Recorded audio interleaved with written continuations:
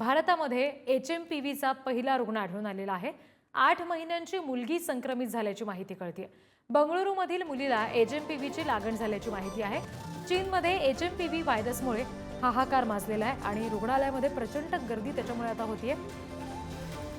8 महिन्यांची मुलगी भारतामध्ये संक्रमित झालेली आहे या विषाणूमुळे। HMPV असा हा व्हायरस आहे। चीनमध्ये त्याने हाहाकार माजवलेला आहे। हा व्हायरस नेमका काय आहे आपण समजून घेऊया, त्याबाबतचे तपशील ग्राफिकच्या माध्यमातून। HMPV हा RNA विषाणू आहे। 2001 मध्ये डच संशोधकांनी त्याचा पहिल्यांदा शोध लावला। हा व्हायरस प्रामुख्याने श्वसन संक्रमणासाठी कारणीभूत ठरतो। खोकल्यामुळे किंवा शिंकण्याद्वारे हा व्हायरस पसरतो। संक्रमित लोकांच्या संपर्कात आल्यामुळे सुद्धा व्हायरस वेगाने पसरतोय। संसर्गाचा कालावधी हा साधारण 3 ते 5 दिवसांचा आहे आणि हिवाळ्यामध्ये त्याचा सगळ्यात जास्त धोका आहे। कोरोनानंतर चीन या नव्या व्हायरसच्या विळख्यात सापडलेला आहे। चीनमधील व्हायरस आता भारतात दाखल झालाय आणि त्याच्यामुळे भारतीयांच्या मनात आता भीतीचं वातावरण निश्चित निर्माण झालंय। आता HMPV पासून बचाव करायचा असेल तर काय काळजी घेता येईल बघूया। कोरोनाप्रमाणेच संसर्गातूनच हा व्हायरस पसरण्याची भीती आहे। हाय बीपी आणि कमी रोगप्रतिकारक शक्ती असलेल्यांनी अधिक काळजी घेणं आवश्यक असेल। गर्दीची ठिकाणं टाळण्याचा आणि मास्क लावण्याचा डॉक्टरांचा सल्ला आहे। सर्दी, खोकला आणि साथीच्या रुग्णांना याचा सगळ्यात जास्त धोका आहे। रुग्णांनी हिवाळा असल्यामुळे जास्त काळजी घेण्याची गरज आहे, कारण हिवाळ्यामध्ये याचं संक्रमण सगळ्यात जास्त होतंय असं अभ्यासकांचं म्हणणं आहे।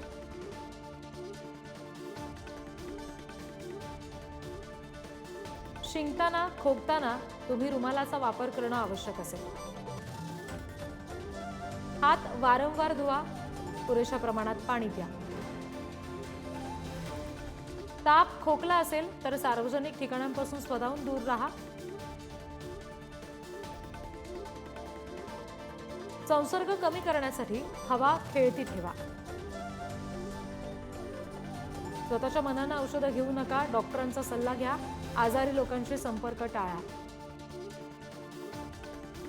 सार्वजनिक ठिकाणी थुंकणं पूर्णपणे टाळा। डोळे, नाक आणि तोंडाला वारंवार स्पर्श करू नका।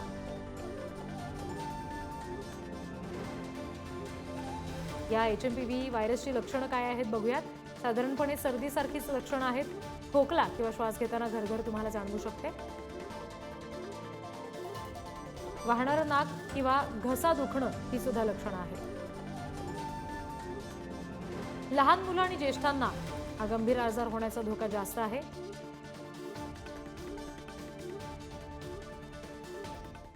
या सगळ्या संदर्भात बोलण्यासाठी पुणे जिल्हा IMA अध्यक्ष डॉक्टर राजन संचेती सध्या आपल्याशी जोडले गेलेले आहेत।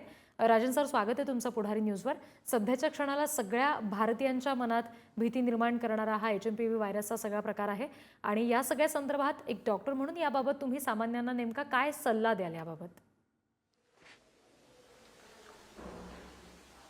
नमस्कार। आता जी काही परिस्थिती उद्भवलेली आहे तर थंडीचा या ठिकाणी मोसम आहे आणि बऱ्याच जणांना जे काही पेशंट्स आम्ही बघतो रोजचे ग्रामीण भागामध्ये सुद्धा, अर्बन एरियामध्ये सुद्धा, सांगता सर्दी, खोकला, ताप आणि घसा दुखतो अशी ही या ठिकाणी तक्रार असते। आणि हे आपण इन्फ्लुएन्झा जे पूर्वी होतं सर्दी झाल्यामुळे, तर इन्फ्लुएन्झामुळे होणारा हा रोग आहे। ह्यामध्ये आता एक केस जे सापडलेले आहे बँगलोरमध्ये, तर त्या संदर्भात जागरूकता हवी म्हणून आपण काळजी घ्यायला हवी आणि लोकांनी पॅनिक होऊ नये, घाबरून जाऊ नये का परत आपल्याला कोविड आला आहे किंवा इतर कुठले काय साथीचा रोग आहे, पॅन्डेमिक आला आहे, असं काहीही नाही। हे सर्दी जे रुटीन होतं, थंडी संपत असते, उन्हाळा सुरू होतो, ह्या वेळेला जास्त होतात। फक्त आपल्याला जी काळजी घ्यायची आहे हे अत्यंत महत्वाचं आहे का पूर्वी आपण नमस्कार करायचो, हँडशेक करत नव्हतो. आता ह्या ठिकाणी सुद्धा आपण काळजी अशी घ्यायची आहे का जे काही असे रुग्ण आपल्याला आढळतील तर ह्या रुग्णांसाठी आपण त्यांना दक्षता घ्यायला सांगायची का हा रोग पसरणार नाही.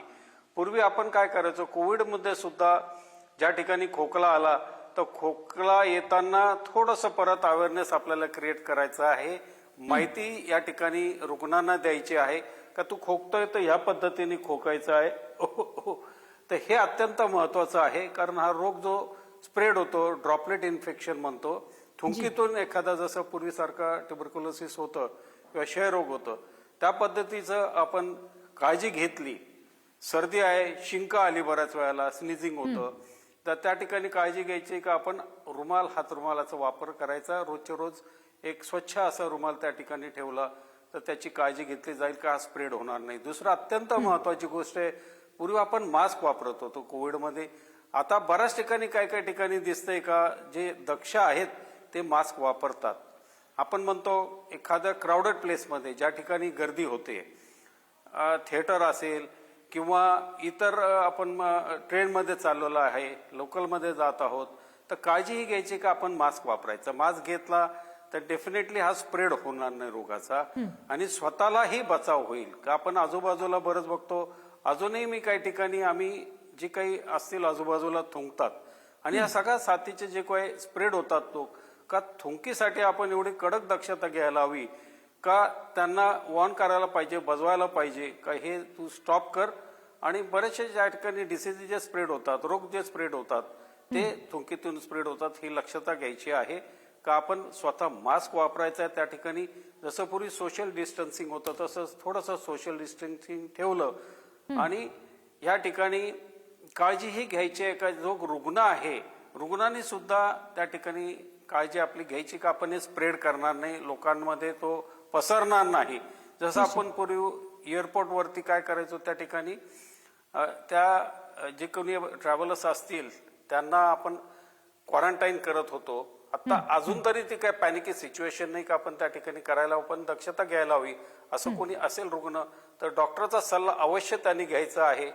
आणि महत्वाचं हे जर डिसाईड झालं का याला काही प्रॉब्लेम नाही तर निश्चितपणे हा स्प्रेड होणार नाही, त्याच ठिकाणी थांबेल. दुसरी गोष्ट, शक्यतो आपण त्या ठिकाणी अवॉइड करायचं, ट्रॅव्हलिंग अवॉइड करायचं या सीझनमध्ये. शक्यतो शक्य झाल्यास अर्जन्सी असेल, कुठली काही इमर्जन्सी सिच्युएशन तर त्या ठिकाणी तो जाऊ शकतोस, पण अवॉइड केलेलं आपण जर टाळलं तर त्यापासून आपल्याला काही त्रास होणार नाही, ही महत्वाची गोष्ट आहे. आता या ठिकाणी म्हणजे आपण रुटीन कुठलं काही जाणं काय आपण थांबवायचं का, तसं काही करणं शक्य नाही. कारण आपलं दैनंदिन जीवनामध्ये आपल्याला कामावर जायचं असतं, कुठलं स्कूल्स असेल, कॉलेजेस असतील, त्यामध्ये जर काळजी घेतली स्टुडंट्सनी सुद्धा आणि ज्या ठिकाणी आपले जे फॅक्टरीज असेल काही असेल त्या ठिकाणी त्यांनी काळजी घेतली, बाबा रे तुला त्रास आहे आणि फिवर आलेला आहे, गळा दुखतोय तर डॉक्टरला या ठिकाणी पहिलं दाखव आणि डॉक्टरांकडनं तू परवानगी घे कमी जाऊ शकतो की नाही. त्यांनी घरी आराम केलेला केव्हाही चांगला. आणि अनअवॉइडेबल असेल तर शक्यतो आपण मास्क यूज करायचा. दुसरी गोष्ट, साबणाने आपले हात स्वच्छ धुवायचे. वारंवार साबणाने जर हात धुतले तर त्याचा स्प्रेड निश्चितपणे काही होणार नाही. दुसरी गोष्ट, आपण पूर्वी स्टेरिलियम किंवा आपण म्हणायचं हँड सॅनिटायझर वापरत होतो आपण त्या ठिकाणी. हँड सॅनिटायझर जर 60% अल्कोहोल वापरलेलं असलं त्यामध्ये तर त्याचा फायदा निश्चित होणार आहे, स्प्रेड त्या ठिकाणी आपण रोखू शकणार आहोत. आणि तिसरी गोष्ट, कुठल्याही आपण जसं डायरेक्ट कधी कधी मेडिकल स्टोअरमध्ये जाणार किंवा जो काहीतरी स्वतः परचेस करणार तर त्यांनी सुद्धा दक्षता घ्यायची की त्याला सांगायचं बाबा रे तू डॉक्टरला दाखव.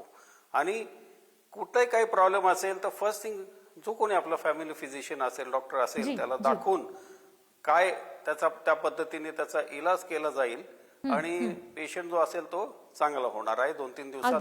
राजन सर, या सगळ्या संदर्भात जेव्हा तुम्ही आता सामान्यांनी नेमकी काय काळजी घ्यावी हे सांगताय, त्याच्यामध्ये एक गोष्ट तुम्ही लक्षात आणून दिली ती म्हणजे लहान मुलांना सुद्धा याचा धोका होऊ शकतो किंवा ज्येष्ठ नागरिकांना सुद्धा होऊ शकतो. तर अशा वेळेला विशेषतः लहान बाळांसाठी त्यांच्या पालकांनी काय काळजी घ्यावी असा सल्ला तुम्ही द्याल?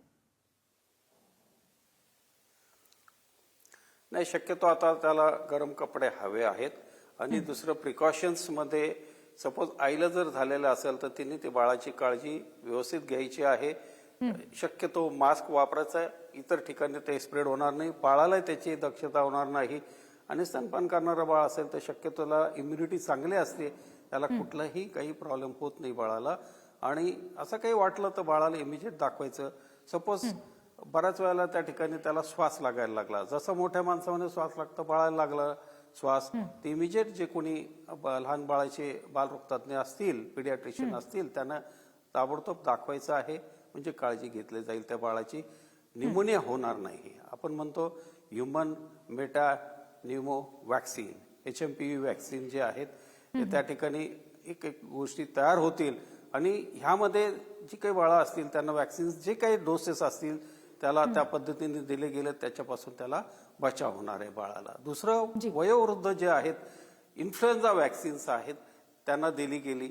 आणि इम्युनिटी कमी असलेले जसं HIV आहे किंवा एखाद्याला संधिवात असेल तर त्यांनी ही जे वॅक्सिन्स असेल इन्फ्लुएन्झाचे त्यांनी जर घेतले तर त्यापासून बचाव होऊ शकतो आणि त्याला त्रास होणार नाही. त्यामुळे जे काही वयोवृद्ध आपण म्हणा सिनियर सिटीजन्स त्यांनी शक्यतो अशा कंडिशन्समध्ये वॅक्सिन घेतलं.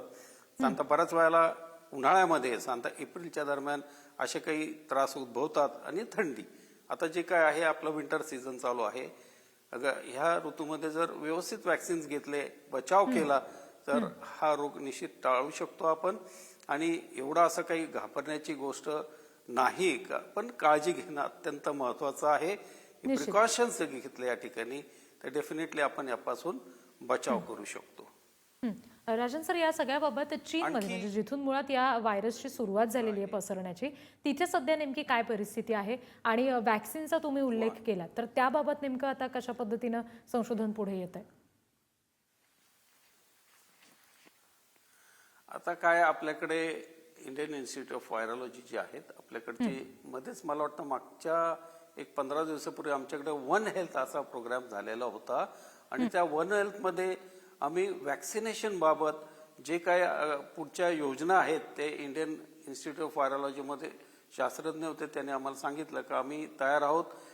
कुठलीही अशी काही परिस्थिती असेल तर त्या ठिकाणी जसं आपलं कोविड वॅक्सिन आपल्याकडे सिरम इन्स्टिट्यूट तर्फे झालेलं होतं तसंच या ठिकाणी सुद्धा वॅक्सिन्स तयार आहेत.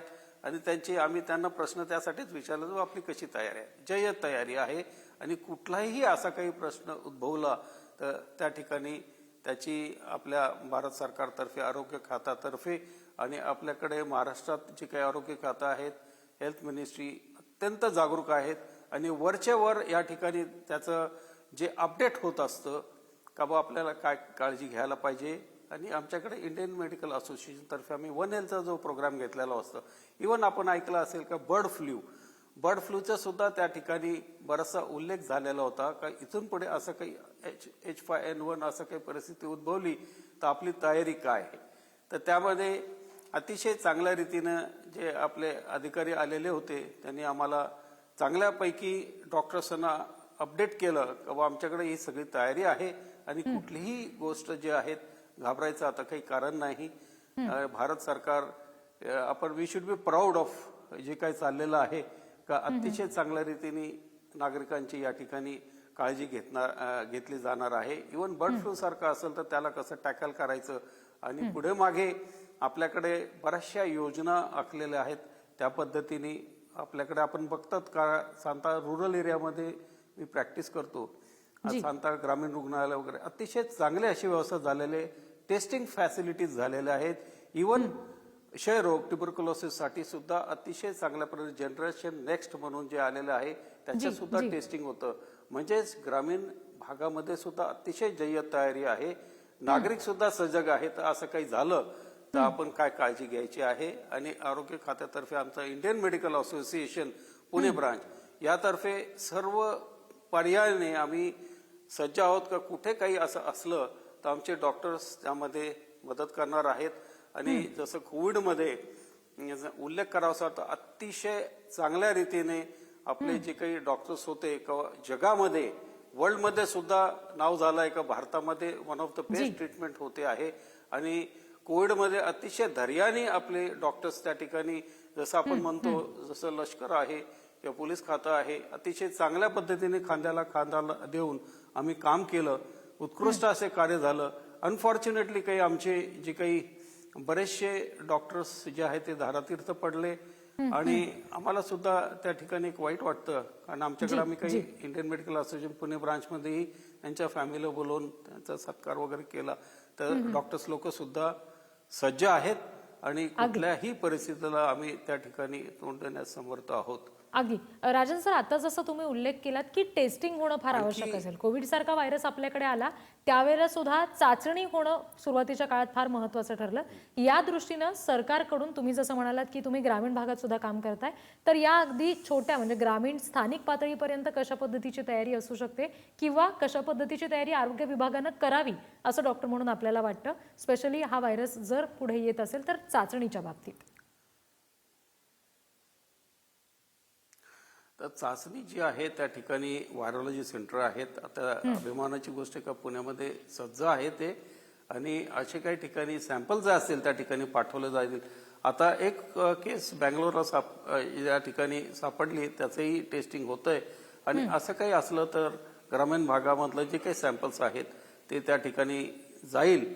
आणि तसं काही असलं तर आपल्याला दक्ष राहावं लागेल. पण एवढं असं काही पॅनिकी नाही. हे इन्फ्लुएन्झा सारखं आहे आणि सीझन आहे, तर त्याप्रमाणे हे राहणार आहे आणि त्याप्रमाणे त्याची काळजी घेतली जाईल आणि आपण पुढे जाऊ.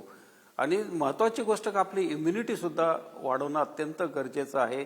ज्या ठिकाणी हिमोग्लोबिन कमी असेल तर त्यांना एक आमचं एक रेड पिंक म्हणून जे आहे अॅनेमियाच्या बाबतीत जे रक्त कमी असण्याचं जे आहे, रक्तक्षय म्हणतो आपण, त्याची सुद्धा दक्षता घेतली गेली. सांता ग्रामीण भाग असो, अर्बन भाग असो, महिलांसाठी विशेष काळजी घेतली गेली. मदरहूडसाठी त्या महिलांसाठी काळजी घेतली गेली. इम्युनिटी त्यांची वाढवली. हिमोग्लोबिन वाढवलं तर डेफिनेटली लक्षात घ्या बरेचसे रोग आटोक्यात येऊ शकतात. ही अत्यंत महत्वाची बाब आहे.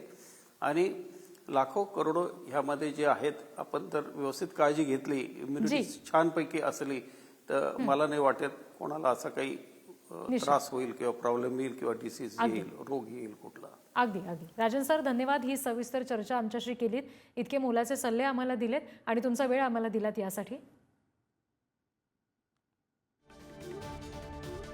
तर हा जो HMPV व्हायरस आहे त्या संदर्भात आपण नुकतंच बोललो. पुणे जिल्ह्याचे IMSचे अध्यक्ष आहेत पुणे ब्रँचचे राजन सर आपल्याशी जोडले गेलेले होते. डॉक्टर राजन संचेती आपल्यासोबत होते.